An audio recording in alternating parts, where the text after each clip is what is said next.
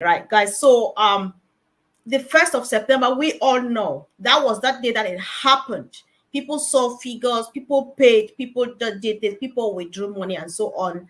And a couple of days or hours later, what happened.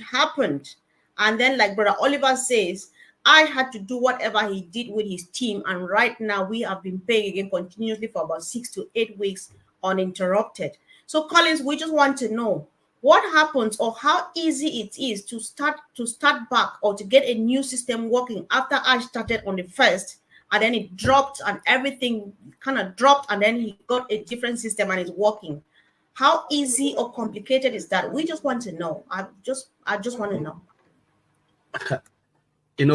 This is something that is really complicated because, again, when you look at it very well, we're talking about payment processor.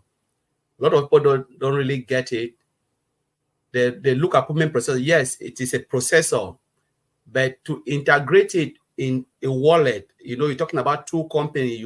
This is a third party, so you want to integrate it. It comes with a lot of things.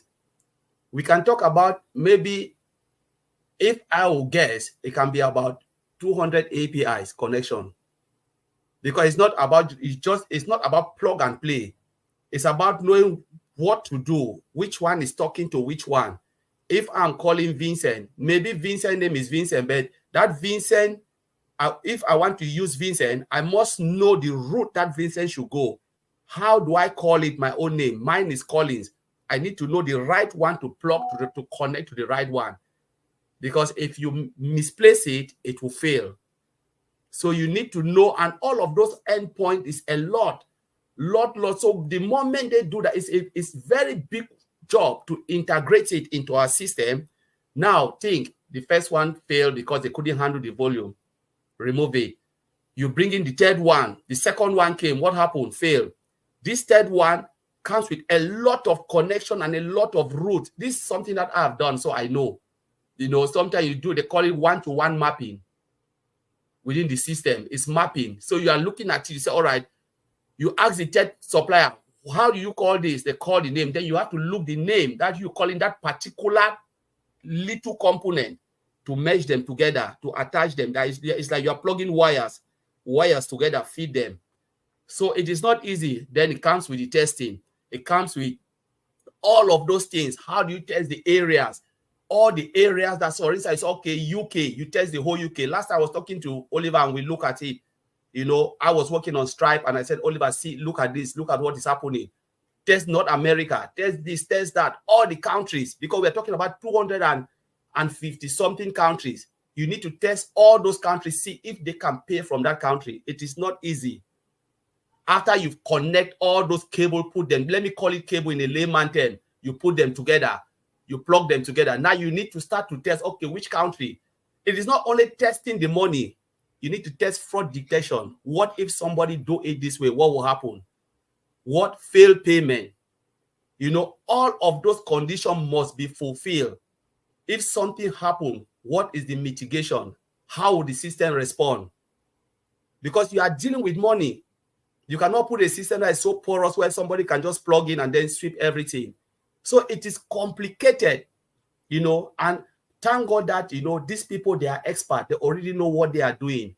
They don't listen to us because sometimes we sit behind, we just say something, but they understand what is happening and they know there is no room for errors. And you need to start to scale it. When you do it, you can't just open it like that. You need to open a little volume and then see how it is. And last time we were talking today with Oliver, we said when they talk about the volume, the number of transactions, for instance, if it is Western well, it is easy because the currency is nothing. But just imagine some country, $10 is a lot of money. Just imagine if 500 people in that country do transaction of 1,000. We are talking about millions of their currency coming. The system will flag because they've never seen that type of transaction coming out of that country, that heavy volume of money, because it is not the dollar, because dollar is just is okay.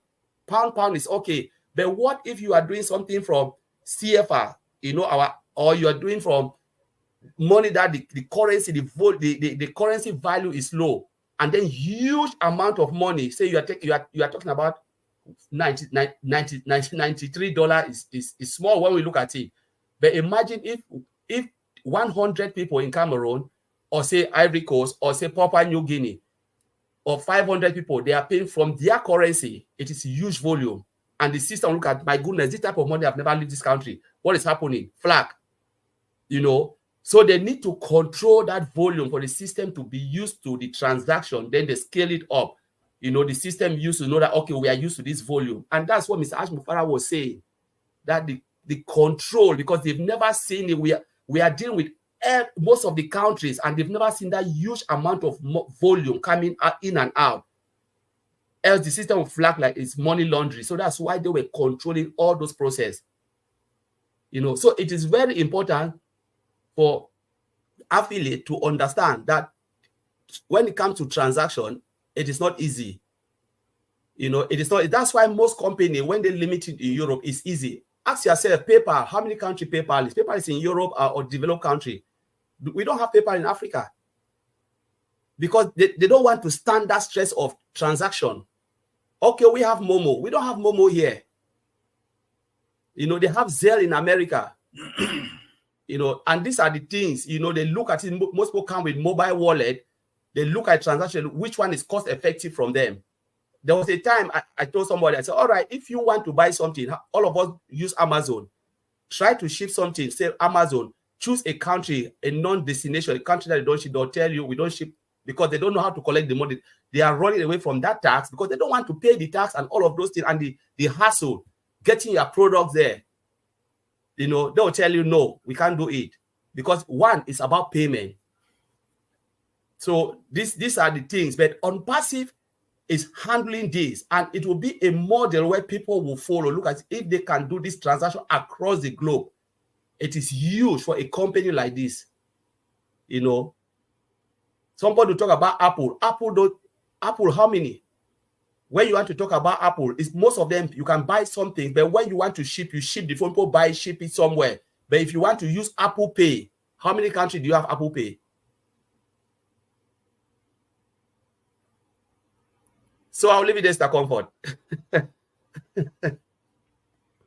Oh my God. Oh my God.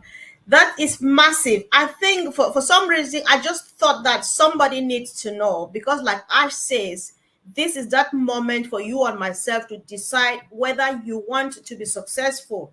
If somebody goes through all of this, as Collins just explained, and the comments that our brothers have done through this session, and you don't yet still find time or don't find reason to be successful while it's all done for you, then you have a choice not to succeed. And we love you like that.